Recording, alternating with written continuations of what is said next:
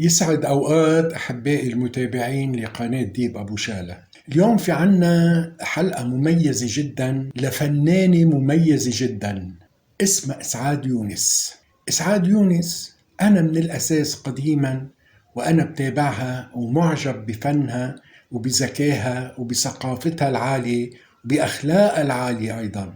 أول ما اجتمعت فيها اجتمعت لما عزمني الفنان الراحل سمير غانم على مسرحيته جحا يحكم المدينة، وهي كانت البطلة معه. اجتمعت فيها وحكينا ودردشنا بأمور عدة بكواليس المسرح، ومرقت الأيام والسنين ورجعت التقيت فيها ببروفات. كانت عم بتحضر مسرحية، عم تعمل تمرينات بروفات هي ويونس شلبي وحسين الشربيني، مسرحية اسمها صعيدي في مدرسة البنات.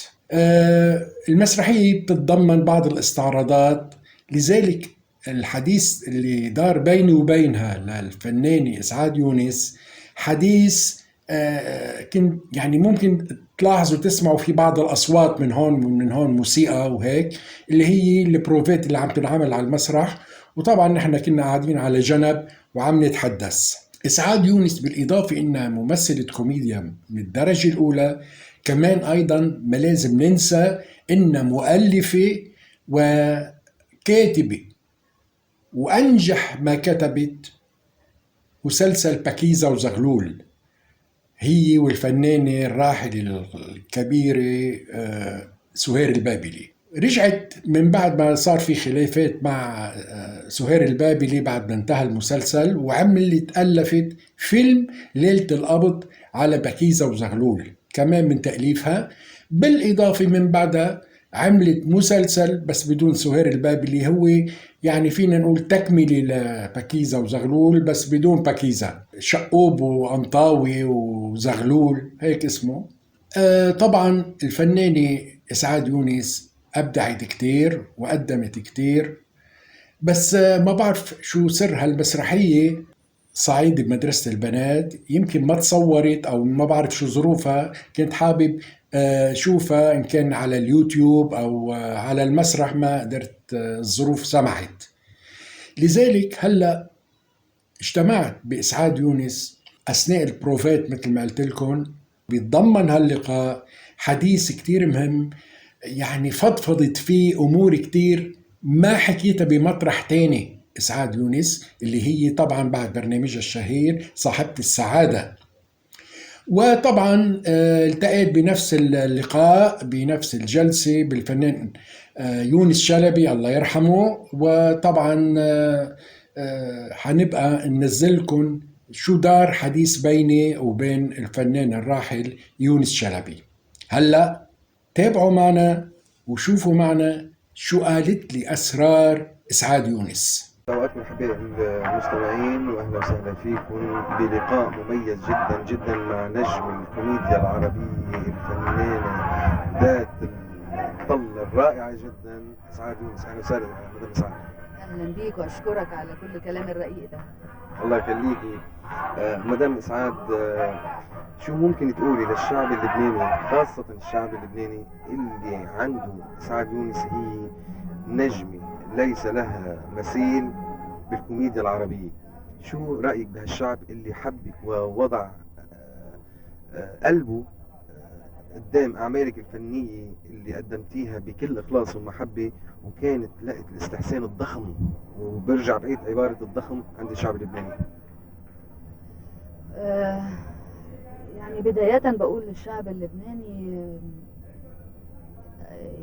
بوادر الانفراج والاستقرار والرخاء ابتدت تهل من لبنان، وأنا بترجاهم رجاء حار جدا إنهم يحافظوا بمنتهى القوة على هذه البوادر ويحولوها إلى مظاهر وعلامات ثابتة للاستقرار لأسباب عديدة. إنه على الوطن العربي دلوقتي بيمر بأزمات كتيرة جدا، ومناطق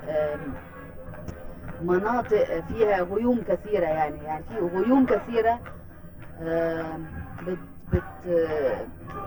بتظلم أماكن كتيرة متفرقة في الوطن العربي.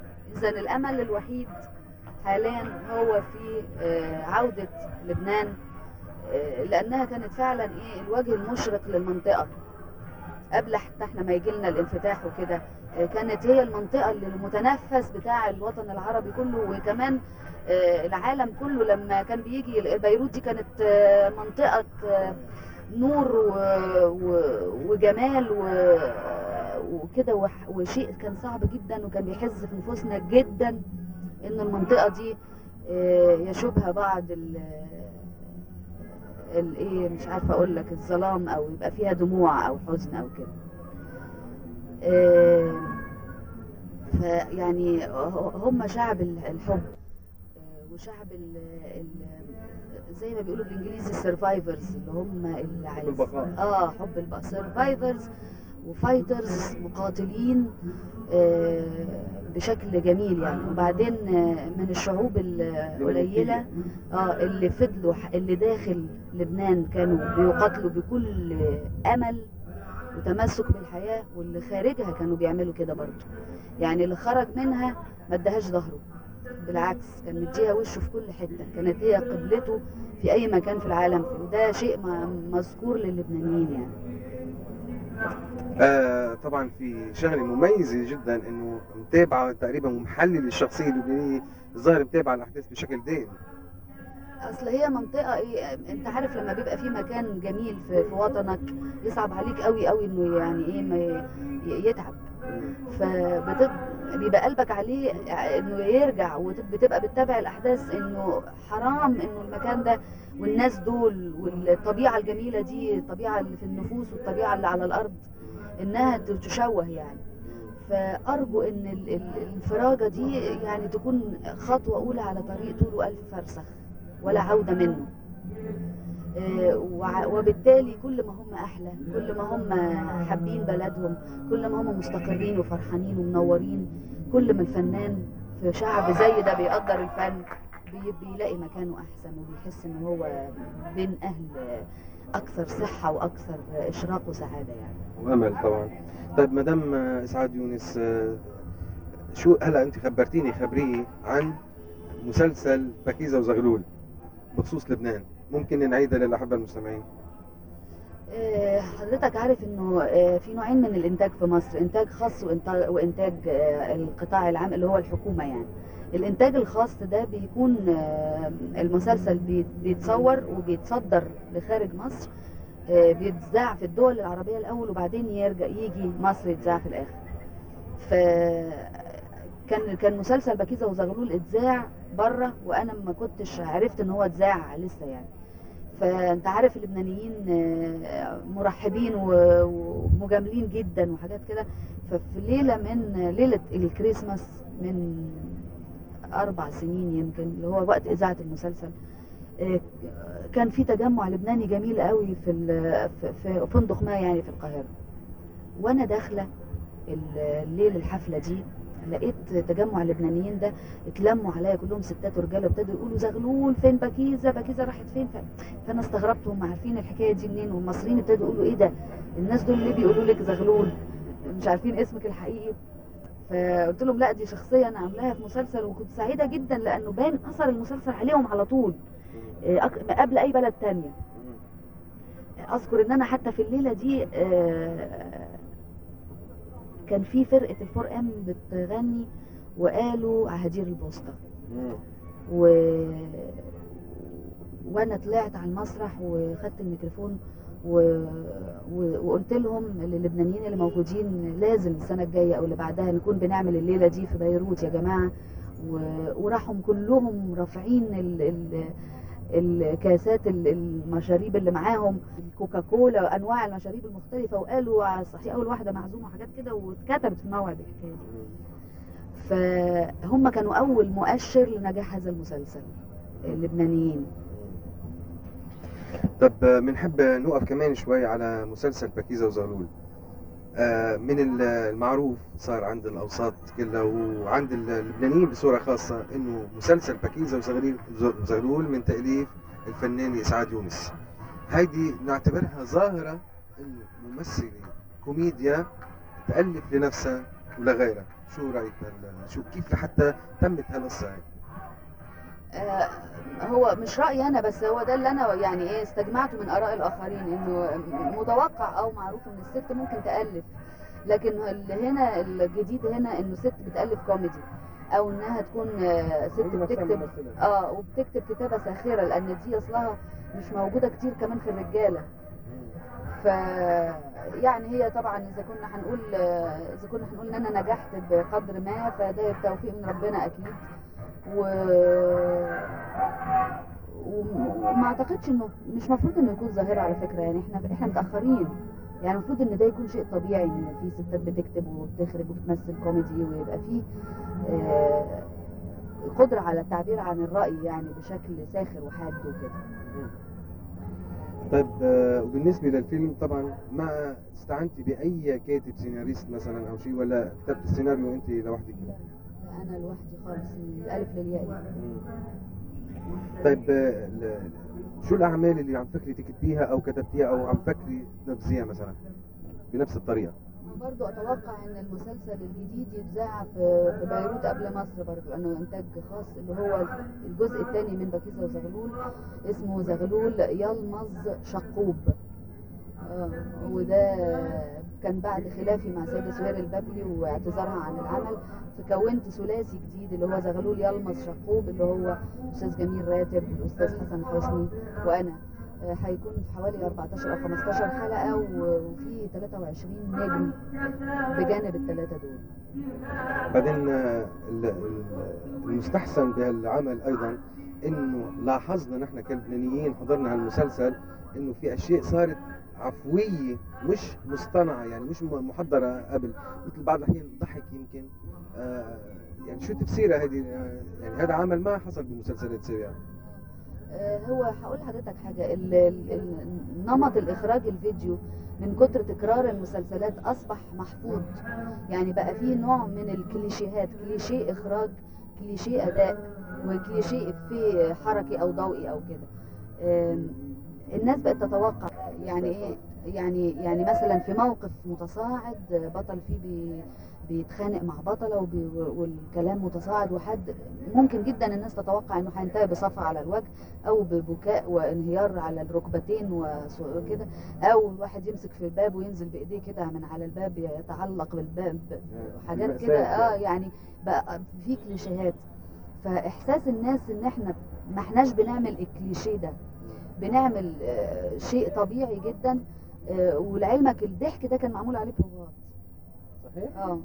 انما هي بقى ايه، لما بيبقوا الناس متفاهمين جدا بالعين، بحيث انك ما تحسش ان في تمثيل خالص.